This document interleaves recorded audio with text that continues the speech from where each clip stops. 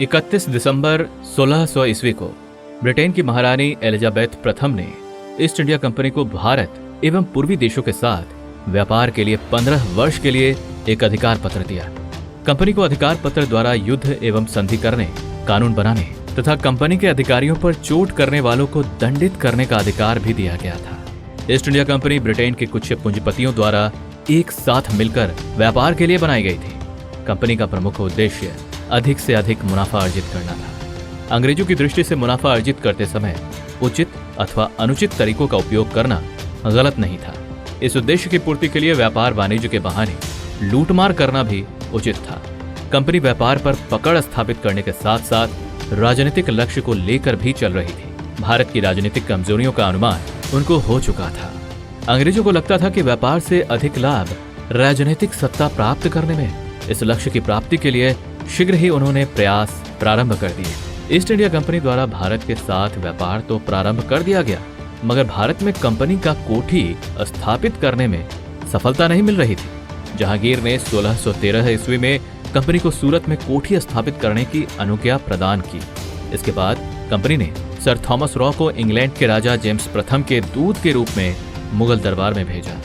Sir Thomas raw 1615 से 1619 ईस्वी तक मुगल दरबार में रहा, जिसने जहांगीर से मुगल साम्राज्य के विभिन्न भागों में व्यापारिक कोठियां स्थापित करने की अनुज्ञा प्राप्त कर ली। शीघ्र ही ईस्ट इंडिया कंपनी ने सूरत, आगरा, अहमदाबाद और भड़ोच में व्यापारिक कोठियां स्थापित कर ली। 1668 ईस्वी में इंग्लैंड के सम्राट चार्ल्स द्वितीय का विवाह पुर्तगाल की राजकुमारी कैथरीना के साथ हुआ। विवाह में दहेज के रूप में बंबई मिला। 10 पाउंड वार्षिक लगान पर मुंबई ईस्ट इंडिया कंपनी को दे दिया गया। 1687 ईस्वी में कंपनी द्वारा सूरत के स्थान पर मुंबई को पश्चिमी तट की कोठियों का मुख्यालय बना लिया गया। भारत के पूर्वी तट पर भी कंपनी द्वारा मछलीपट्टनम, मद्रास यानी चेन्नई, बंगाल, हरिहरपुर, बालासोर, हुगली, पटना और कासिम बाजार में कोठियां स्थापित कर ली गई। भारत के पश्चिमी एवं पूर्वी भागों में कंपनी के व्यापार में आशाजनक वृद्धि हुई। कंपनी द्वारा मुंबई, मद्रास तथा कलकत्ता में किले बनवा लिए गए और वहां पर्याप्त सुरक्षा प्रबंध कर लिए गए। British east India company Mughal इलाकों में व्यापार का एकाधिकार चाहती थी। बंगाल को लेकर कंपनी का विशेष आग्रह इसलिए था क्योंकि यहाँ शोरा बहुत आयत में मिलता था, जो गन पाउडर बनाने में काम आता था। ये गन पाउडर यूरोप में चल रही लड़ाइयों में काम आता था, इसलिए कंपनी चाहती थी कि शोरा के ट्रेड पर उनकी मोनोपोली हो जाए। ये 1680 का दशक था और इस वक्त ब्रिटिश ईस्ट इंडिया कंपनी के डायरेक्टर हुआ करते थे जोसाया चाइल्ड। चाइल्ड आदमी ठीक थे, लेकिन मुगल गवर्नर से सौदा करते वक्त तैश में कुछ ज्यादा ही लिख बोल गए। औरंगजेब को जब इस बात का पता चला कि बित्ती भर का कंपनी का नौकर तेवर दिखा रहा है, तो उन्होंने वही डील कैंसिल कर दी। जोसाया चाइल्ड जवान थे और जोश की उनमें कोई कमी नहीं थी, लिहाजा उन्होंने ऐलान किया आक्रमण, और इस तरह 1686 में एक जंग शुरू हो गई, जिसे पहला एंग्लो मुगल युद्ध कह सकते हैं। हालांकि इसे चाइल्ड वॉर के नाम से भी जाना गया, 2 कारणों से। पहला कारण तो ये कि युद्ध की शुरुआत करने वाले जोसाया चाइल्ड थे, सो उनके नाम पर ही युद्ध का नाम पड़ गया। दूसरा कारण ये था कि चाइल्ड का हिंदी में अर्थ होता है बच्चा, और एक मायने में ये लड़ाई ऐसी ही थी, कोई छोटा सा बच्चा किसी वयस्क से लड़ने की कोशिश करे। उन्होंने कंपनी के नाविकों को आदेश दिया कि वे बंगाल की खाड़ी में मुगल जहाजों का रास्ता काट दें और जो जहाज उनके हत्थे चढ़े उसे लूट लें। इसके अलावा चाइल्ड ने ब्रिटेन के राजा से कहलवाकर 12 जंगी जहाज भारत की ओर रवाना कर दिए। इनमें 200 तोपें लगी हुई थीं और 600 नाविक सवार थे। इनके अलावा 400 लोग पहले से ही मद्रास के किले में मौजूद थे। इनके सहारे चाइल्ड साहब का मंसूबा चटगांव के बंदरगाह पर कब्जा करने का था। इधर जब बंगाल में ये सब हो रहा था, बंबई में नया खेल चल रहा था। वहां मौजूदा कंपनी अधिकारियों ने जोश जोश में मुगल जहाज को रोकना टोकना शुरू किया और कुछ को तो लूट भी लिया। अंग्रेजों की इस हरकत की खबर जब औरंगजेब के कानों में पड़ी तो वो आग बबूला हो गए। हालांकि पानी में अभी भी अंग्रेजों का पलड़ा भारी था, इसलिए औरंगजेब ने बातचीत की पेशकश की।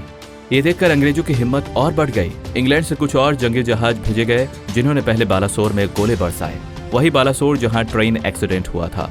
बालासोर पर हमले के बाद यह अतिरिक्त बेड़ा चटगांव की ओर बढ़ गया, लेकिन तब तक शाइस्ता खान ने चटगांव की सुरक्षा चाक चौबंद कर दी थी, इसलिए ब्रिटिश बेड़े को लौटना पड़ा और वो लौटकर मद्रास आ गया। औरंगजेब इस मामले में अभी तक सब्र का परिचय दे रहे थे। जब बालासोर के तहस नहस होने की खबर मिली, उन्होंने हिंदुस्तान की जमीन पर अंग्रेजों की जितनी प्रॉपर्टी थी सबको जब्त करने का आदेश जारी कर दिया। सिर्फ मद्रास और बंबई के कारखाने बचे, उनकी भी घेराबंदी कर दी गई। बंबई में अंग्रेजों का एक किला था जिसमें अधिकतर अंग्रेज अधिकारी और उनके परिवार रहते थे। औरंगजेब ने इस किले पर हमला करने का आदेश दिया और ये जिम्मेदारी दी गई सिद्दी याकूत खान को। सिद्दी खान जंजीरा का गवर्नर था। जंजीरा एक रियासत हुआ करती थी जो 21वीं सदी के हिसाब से महाराष्ट्र के रायगढ़ जिले के कोंकण कोस्ट में स्थित थी। जंजीरा की खासियत ये थी कि इनकी नेवी काफी ताकतवर थी। इस नेवी की बदौलत सिद्दी खान ने बंबई में ब्रिटिश फोर्ट को चारों तरफ से घेर कर सीज डाल दी।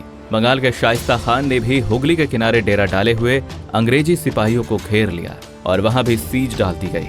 अलेक्जेंडर हैमिल्टन नाम के एक अंग्रेज अफसर के अनुसार बंबई में सिद्दी की 20,000 की फौज ने किले को चारों ओर से घेर कर पूरे इलाके में मुगल बादशाह के झंडे लगा दिए। इसके बाद उन्होंने अगले 14 महीनों तक किले की घेराबंदी जारी रखी। 14 महीने बाद जब खाने पीने के लाले पड़ने लगे तब अंग्रेजों की अक्ल ठिकाने आई। हालांकि सिद्दी खान कोई रियायत देने के मूड में नहीं था। मजबूरन कंपनी के अधिकारियों को सीधे औरंगजेब के दरबार का रुख करना पड़ा। सितंबर 1690 में कंपनी के 2 दूत मुगल दरबार में एंटर हुए। उनसे जमीन के बल लेटकर नाक रगड़ने को कहा गया। दोनों ने ऐसा ही किया, लेकिन इस पर भी औरंगजेब का दिल नहीं पसीजा।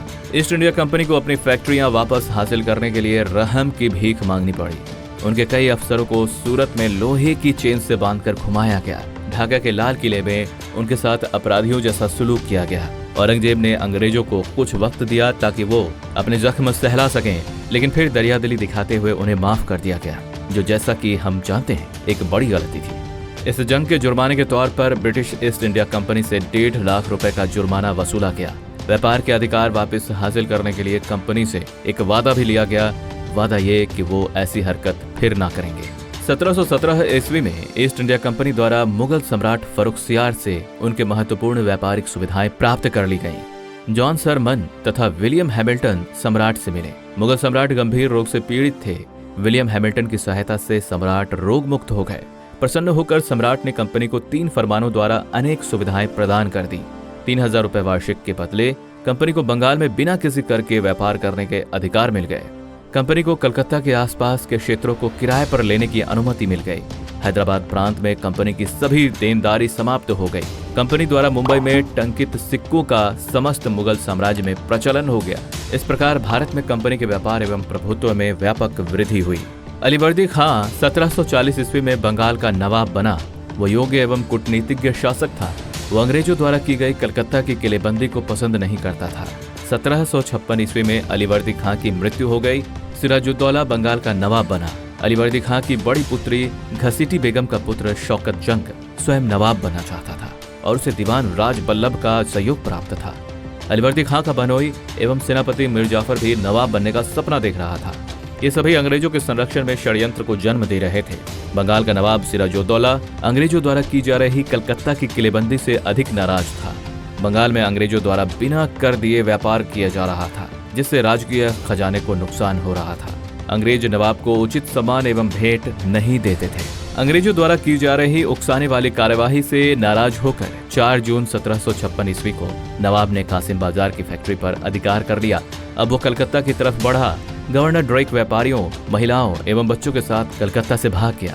22 जून 1756 ईस्वी को कलकत्ता पर नवाब का अधिकार हो गया। कलकत्ता के पतन का समाचार सुनकर रॉबर्ट क्लाइव मद्रास से एक सेना लेकर बंगाल पहुंचा। जनवरी 1757 ईस्वी में एक छोटी लड़ाई के बाद कलकत्ता पर क्लाइव का अधिकार हो गया। नवाब युद्ध में पराजित हुआ और अलीनगर की संधि द्वारा अंग्रेजों की समस्त मांगों को स्वीकार कर लिया गया। अलीनगर की संधि द्वारा अंग्रेजों को बंगाल में अनेक सुविधाएं मिल गई थी। वो समस्त बंगाल पर अधिकार करना चाहता था। इसके लिए उन्होंने तैयारियां प्रारंभ कर दी। क्लाइव ने फ्रांसीसी बस्ती चंद्रनगर पर अधिकार कर लिया और नवाब कुछ नहीं कर सका। नवाब के दुश्मनों को क्लाइव ने अपनी सुरक्षा में ले लिया। क्लाइव ने सेनापति मीर जाफर, राय दुर्लभ, जगत सेठ एवं अमीर चंद के साथ एक गुप्त समझौता कर लिया, जिसके अनुसार सिराजुद्दौला को हटाकर मीर जाफर को बंगाल का नवाब बनाया जाना था। षड्यंत्र की रचना के बाद युद्ध का बहाना खोजा जाने लगा। नवाब पर अलीनगर की संधि भंग करने का आरोप लगाया गया। आरोप लगाते ही क्लाइव सेना सहित मुर्शिदाबाद के लिए चल पड़ा। 23 जून 1757 ईस्वी को क्लाइव तथा नवाब की सेनाओं के बीच प्लासी के मैदान में युद्ध हुआ। नवाब के सेनापति मीर जाफर, राय दुर्लभ तथा यार लतीफ खां चुपचाप युद्ध का नजारा देख रहे थे। नवाब पराजित हुआ और उसे मीर जाफर के पुत्र मीरन से मार डाला। सैनिक दृष्टि से प्लासी के युद्ध का कोई महत्व नहीं था। मगर राजनीतिक एवं आर्थिक दृष्टि से इस युद्ध का अत्यधिक महत्व है। बंगाल का नया नवाब मिर्जाफर अंग्रेजों के हाथों कठपुतली बनकर रह गया। बंगाल के राजनीतिक जीवन पर अंग्रेजों का ही अधिकार था। आर्थिक दृष्टि से पलासी युद्ध के बाद बंगाल की लूट आरंभ हो गई। मिर्जाफर ने लगभग 3 करोड़ रुपए अंग्रेजों को दिए। बंगाल, बिहार एवं ओडिशा में कर मुक्त व्यापार का अधिकार मिला। कंपनी को कलकत्ता के समीप 24 परगना की जिम्मेदारी मिली। कलकत्ता में कंपनी को सिक्के ढालने का अधिकार मिला। इस प्रकार पलासी के युद्ध ने कंपनी को बंगाल की सत्ता सौंप दी। पलासी के युद्ध के बाद बंगाल का नवाब मिर्जाफर कंपनी के लिए एक कठपुतली शासक के समान था। नवाब का खजाना कंपनी और उसके कर्मचारियों को भेंट और रिश्वत देने में खाली हो गया। कंपनी की मांग में निरंतर वृद्धि होती जा रही थी। कंपनी और उसके दलाल किसानों और दस्तकारों को लूट रहे थे।